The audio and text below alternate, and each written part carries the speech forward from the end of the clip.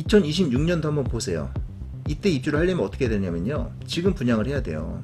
근데 지금 아무도 분양을 안 해요. 제가 아까 말씀드렸잖아요.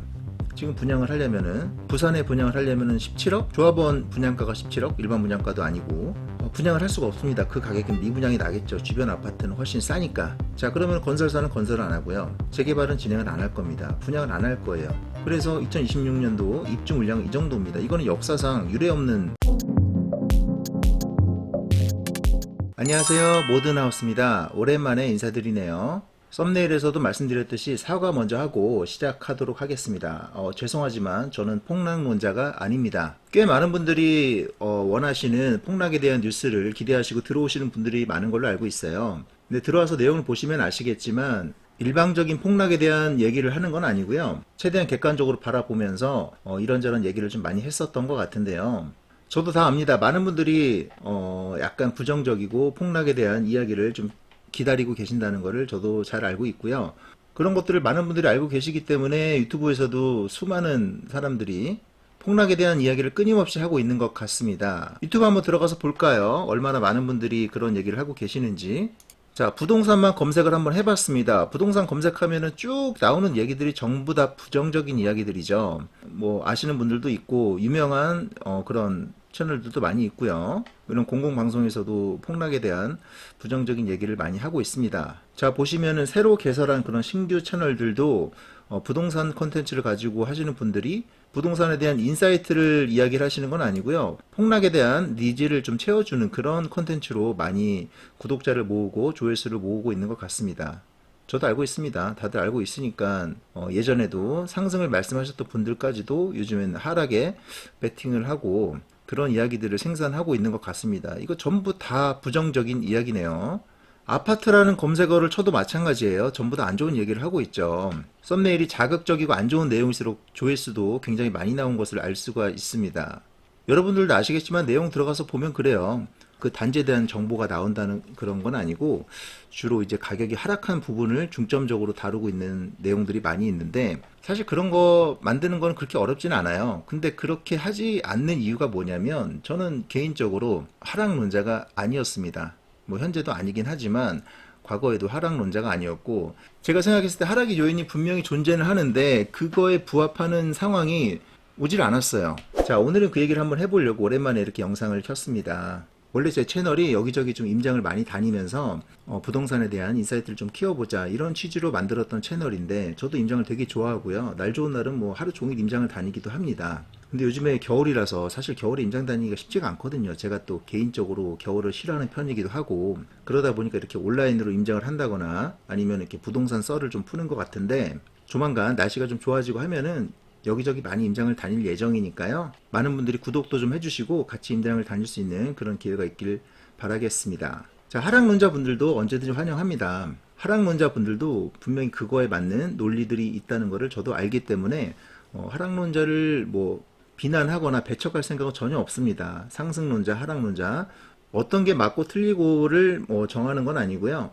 확률적으로 어떤 쪽에다가 배팅을 할지, 이거는 이제 개인의 선택이기 때문에 다양한 견해는 저는 분명히 필요하다고 봅니다.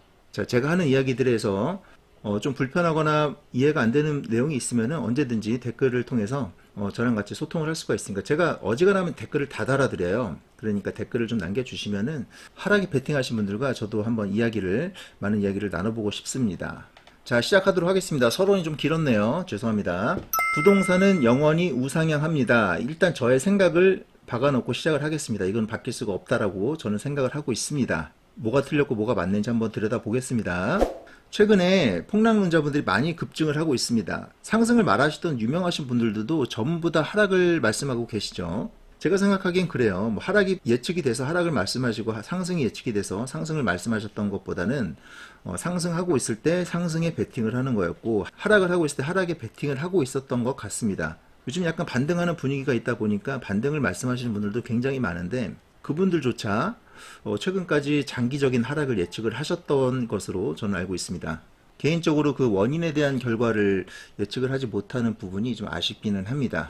자, 영원한 폭락의 조건이 있습니다. 이 조건에 부합하면은 계속 폭락을 하는 거죠. 이걸 한번 들여다보겠습니다. 집값이 계속 내려야 한다면 어떤 조건들이 맞아야 할까? 첫 번째로 땅이 점점 늘어야 합니다. 안타깝게도 지구라는 한정된 공간에서 그 안에서도 집을 지을 수 있는 땅이 그렇게 많지는 않죠. 물론 빈 땅도 분명히 존재는 하지만 요즘 같은 시대에 다양한 인프라를 고려를 한다면은 아무래도 도시에 집중을 할 수밖에 없는 거고, 그 도시는 땅이 없습니다. 뭐 서울을 예로 들어서 말씀드리자면 뭐 여러분들도 잘 아시겠지만 서울에 학교 하나 지을 땅이 없습니다. 그래서 집을 공급하고 싶으면 어떻게 해야 되냐? 기존에 있던 집을 없애고 다시 거기다 새로 집을 짓는 겁니다. 이러면 가구 수가 늘어나는 게 아니고요. 가구 수는 현 상태로 유지가 되거나 약간 늘어나는 정도로 그렇게 개선이 되기 때문에 뭐 한강을 매립하거나 이런 드라마틱한 이벤트가 없지 않는 이상 집을 지을 땅은 없긴 합니다. 그 땅이 점점 늘어야지 폭락을 합니다. 일단 첫 번째로 그렇게 생각하고요. 자, 두 번째는 도시가 슬럼화가 되어야 합니다. 사람들이 직장도 안 다니고요. 도시에서 인프라 같은 것도 누리지 않고 사람도 없고 뭐 상점도 없고 가게도 없고 회사도 없고 그런 식으로 슬럼화가 되면은 폭락이 가능합니다. 뭐 실제로 일본 얘기 예전에 많이 하는 것 같은데 일본도 약간 그런 케이스였던 것 같아요. 참고로 일본은 예전에 뭐 전고점은 이미 다 넘었고요. 일본이 예전에 집값이 많이 내렸다 이런 말을 하는데 지금 일본 가시면 아시겠지만 도시에서 그 땅콩 주택이라고 하죠. 그런 곳에서 월세를 굉장히 비싸게 주고 사시는 분들도 굉장히 많습니다. 일본이 집값이 싸다라는 얘기를 하는 분들은 일본을 한번 갔다 와 보시면은 약간 괴리감을 좀 느끼실 수 있을 거예요. 자, 세 번째입니다. 물가가 계속해서 내려가야 합니다. 내 월급도 계속 내려가야 되고요. 내가 살려고 하는 자동차 값도 계속 내려가야 되고, 지하철 요금, 아니면은 전기 요금, 아니면은 뭐 우리가 나가서 먹는 밥이라든가 커피 한 잔. 예전에 커피 뭐 1,500원 먹었던 기억도 있는데 요즘에는 다 4, 5,000원 먹죠. 이게 다시 3,000원, 2,000원, 1,000원이 되면은 가능은 할 것 같아요. 물가가 계속 내려가면 폭락이 가능합니다. 이것도 쉽지가 않죠. 모든 게 다 오르는 건 인정하지만 집값이 오르는 거를 인정 안 하시는 분들은 약간 본인 스스로 논리의 오류에 좀 빠지실 수 있을 거예요. 자, 네 번째 보도록 하겠습니다. 건설 이익이 증가해서 공급이 늘어야 합니다. 건설 이익이 증가하면은 공급이 늘겠죠. 회사들이 돈을 벌어야 하니까. 근데 건설 이익은요, 증가를 하는 게 아니고 지금 여러분들도 아시겠지만 건설이 진행이 안 됩니다. 왜냐면은 돈이 안 되니까요. 집을 지으면 돈이 남질 않습니다. 왜냐면은 10억을 들여서 집을 지으면은 뭐 11억, 12억, 13억에는 팔아야 되는데 사람들이 원하는 가격은 7억, 6억, 5억이잖아요. 당연히 건설이 안 되죠. 건설 이익은 증가할 수가 없습니다. 현재 상태로는. 계속 그렇습니다. 언제나 집값은 비싸고요. 건설 이익은 여러분들이 생각하시는 것만큼 크지 않습니다. 만약에 크다고 생각하시는 분들 같으면 건설을 한번 해보시는 것을 저는 적극적으로 추천을 드리고 있습니다. 박리담회로 여러 개 싸게 만들면 아마 큰 부자가 되실 수 있을 거예요. 자, 마지막으로 더 좋은 집에 살고자 하는 인간의 욕구가 사라져야 합니다. 한정된 집이 있다고 가정을 하면은 뭐 좋은 집도 있고 나쁜 집도 있겠죠. 근데 사람들은 그 안 좋은 집보다 조금 더 좋은 집을 가고 싶어하는 욕구가 분명히 있어요. 몰리게 되어 있습니다. 좋은 집으로 몰리게 되어 있어요. 공급이 제한인데 수요가 는다? 이거는 뭐 더 이상 말할 게 없는 그런 결과가 보이는 것 같습니다. 이 욕구는 사라질 수가 없죠. 더 좋고 새 것의 그런 집들은 인기가 있을 수밖에 없습니다.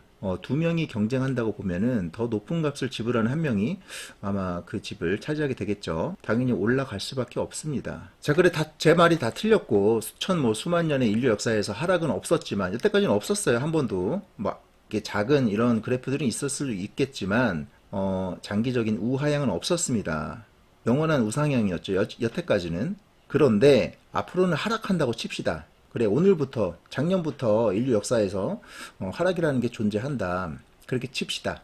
하락이라고 말씀하시는 분들의 이야기를 들어보면 이게 다 거품이라고 말씀을 하시잖아요. 거품은 걷어지는 게 너무 당연한 거잖아요. 거품이 얼마나 있는지를 알면 하방을 예측해 볼 수가 있습니다. 거품 밑으로는 가기 힘드니까, 그죠? 그게 하방 저항선이라고 하는 겁니다. 자, 공급할 수 있는 오늘의 금액을 한번 확인해 보면 그 하방을 예측할 수가 있겠네요. 공급할 수 있는 금액, 그러니까 공급가보다 비싼 나머지 것들이 뭐 프리미엄이 될 수도 있고 그런 거품들이 될 수도 있으니까 그런 공급할 수 있는 오늘의 금액을 한번 확인해 보도록 하겠습니다. 공급 가격을 타이트하게 책정을 하면은 타이트가 아니고요. 마이너스로 책정을 하면은, 그러니까 예를 들어서 10,000원에 공급할 수 있는 물건을 9,000원에 공급을 한다고 가정을 하면은 손실분, 1,000원이 손실분이 생기죠. 그 손실분을 공급한 자들이 메꾸게 됩니다. 그것을 아파트, 재개발 아파트 같은 재건축 재개발 아파트에서 예를 들어보면 그게 바로 추가 분담금이라고 하는 겁니다. 그 집을 짓기로 한 조합원들이 그 나머지 손실 부분을 메꾸는 거죠. 그 추가 분담금이 나온다는 얘기는 이미 마이너스 분양가로 책정이 되었다는 얘기가 되는 거예요. 공급가가. 그럼 추가 분담금에 대해서 알아보도록 할게요. 아파트를 지으면 어느 정도 추가 분담금이 생기는지, 어느 정도 분양가로 분양했을 때. 자, 네이버에서 일단 추가 분담금으로 검색을 한번 해봤습니다. 하루 전에 뉴스죠. 서울이 아니고 부산에 대한 내용인데 한번 들여다보도록 하겠습니다. 추가 분담금이 8억이라는 얘기는 공급가를 이만큼 적게 세팅을 했다는 얘기입니다. 추가 분담금이 안 나오려면은 이만큼 더 비싸게 분양을 했었어야 하는 거죠. 그게 제조 원가인 겁니다. 자, 보도록 하겠습니다. 부산이에요. 자, 여기는 재건축인 것 같고요. 추가 분담금이 8억 원이 훌쩍 넘는다라고 얘기가 나오는 거 보니까 도대체 얼마 정도의 분양을 했을지 조합원 분양가를 한번 보도록 하겠습니다. 자, 전용 84, 그러니까 33평 아파트가 평균 분양가가 17억 정도가 되네요. 부산에서 조합원 분양가입니다. 이걸 일반 분양가가 아니고요. 일반 분양은 이거보다 훨씬 비싸게 하겠죠. 조합원 분양가가 17억 정도 하는 걸로 보여집니다.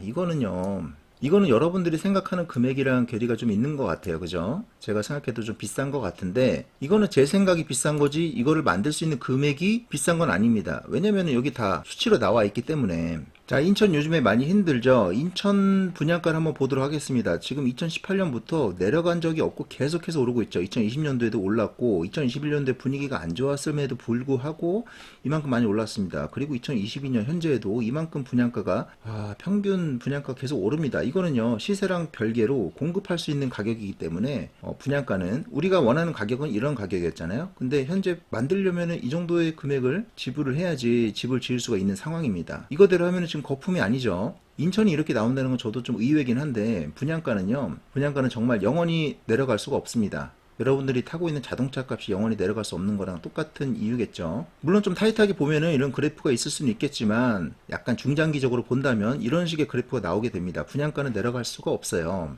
자, 그렇다면 거품이 있는 게 아닌데, 거품은 존재하지도 않았고 오히려 그 반대의 상황인 겁니다. 그것이 모두가 알고 있는 인플레이션 그 자체인 겁니다. 자, 아파트값 내려간다고 칩시다. 계속해서 내려가는데 공급가가 올라가고 있는 상황에 대해서는 모두들 부정은 안 해요. 공급은 어쩔 수 없이 계속 올라가게 되어 있으니까. 저는 아무리 생각해도 폭락론자가 될 수가 없는 것 같아요. 폭락의 요인이 없습니다. 단기적인 이런 부작용들은 있을 수 있겠죠. 최근에 금리발로 여러 가지 영향이 있어가지고 여러 가지 상황 안 좋은 거 저보다 여러분들이 더 잘 아시니까. 그런데 아무리 생각해도 장기적으로, 중장기적으로 폭락론자가 될 수가 없는 것 같습니다. 정말 죄송합니다. 자, 수요와 공급이 가격에 결정적인 영향을 미친다는 거는 여러분들도 굳이 설명 안 드려도 아실 텐데요. 자, 2000년부터 쭉 보도록 할게요. 서울, 경기, 인천 위주로 좀 보겠습니다. 아무래도 시세를 이끄는 이 세 지역이다 보니까 이거 위주로 좀 보도록 하겠습니다. 2000년대 이후로 계속해서 공급은 이루어졌어요. 입주 물량이 이 정도 되었습니다. 이렇게 갑니다. 비슷하죠? 그러다 이때 상황이 안 좋았고 이렇게 쭉 빠집니다. 이때 분양을 못했거든요. 우리가 알고 있는 리먼 사태, 이때가 이때죠. 이때 분양을 많이 못했고 이렇게 많이 빠집니다. 이때도 미분양이 엄청나가지고 분양을 많이 못했을 텐데 이런 식으로 입주가 빠집니다. 빠졌다가 다시 올라갑니다. 우리가 알고 있는 폭등장이 이쯤에 오죠. 자, 2018년도에 공급이 굉장히 많았습니다. 그리고 우리가 눈여겨볼 것은 2023년, 4년, 5년, 6년 이거를 눈여겨봐야 될 것 같아요. 공급이 어느 정도 돼야지 상방을 어느 정도 지지를 해줄 텐데 공급 물량 보도록 하겠습니다. 2022년도 많죠. 작년에 입주 물량이 꽤 많았습니다. 자, 2023년도 그래도 적당히 있습니다. 왜냐면은 이때 입주를 하려면 이때 분양을 했었어야 되는 겁니다. 재개발 같은 경우는 이때 시행을 했어야겠죠. 입주 물량 꽤 됩니다. 올해도 입주 물량이 꽤 돼요. 그런데 내년을 보도록 하겠습니다. 굉장히 적어졌어요. 2024년도도 꽤 많습니다. 왜냐하면 이때쯤에 분양을 했던 이 호황장, 2021년도 이 호황 때 분양을 했던 수많은 주택들이 이때 입주를 하게 됩니다. 이때도 입주가 많아요. 그런데 문제는 뭐냐? 자, 보십시오. 제가 한 번에 그냥 넘겨드리겠습니다. 2026년도 한번 보세요. 이때 입주를 하려면 어떻게 되냐면요. 지금 분양을 해야 돼요. 근데 지금 아무도 분양을 안 해요. 제가 아까 말씀드렸잖아요. 지금 분양을 하려면은, 부산에 분양을 하려면은 17억? 조합원 분양가가 17억? 일반 분양가도 아니고, 분양을 할 수가 없습니다. 그 가격은 미분양이 나겠죠. 주변 아파트는 훨씬 싸니까. 자, 그러면 건설사는 건설을 안 하고요. 재개발은 진행을 안 할 겁니다. 분양을 안 할 거예요. 그래서 2026년도 입주 물량은 이 정도입니다. 이거는 역사상 유례 없는 입주 물량이에요. 이거 보세요. 그 리먼 사태 때도 이 정도 입주 물량은 나와줬었는데, 이거 보니까 다시 한번 확신이 생기는 것 같아요. 공급이 아예 없습니다. 2027년도도 아예 없습니다. 그냥 전혀 없는 거라고 보시면 될 것 같아요. 지금 이게 현 상황입니다. 이렇게 빨간 선으로 칠해 놓은 게 적정 입주 물량이라고 하네요. 자, 2025년도는 한참 못 미쳐 있고 2026년도는 아예 없죠. 저는 이때가 좀 궁금하네요. 어떤 일이 벌어질지. 지금과 반대되는 상황이 분명히 일어날 것 같긴 한데요. 하락을 말씀하시는 걸 좋아하시는 분들은 이때도 많이 하락한다고 말씀을 하세요. 그 근거는 어떻게 되는지 잘 알려주시면 제가 한번 답변을 드리도록 하겠습니다. 자, 2027년도 암울하죠. 2028년도 당연히 없죠.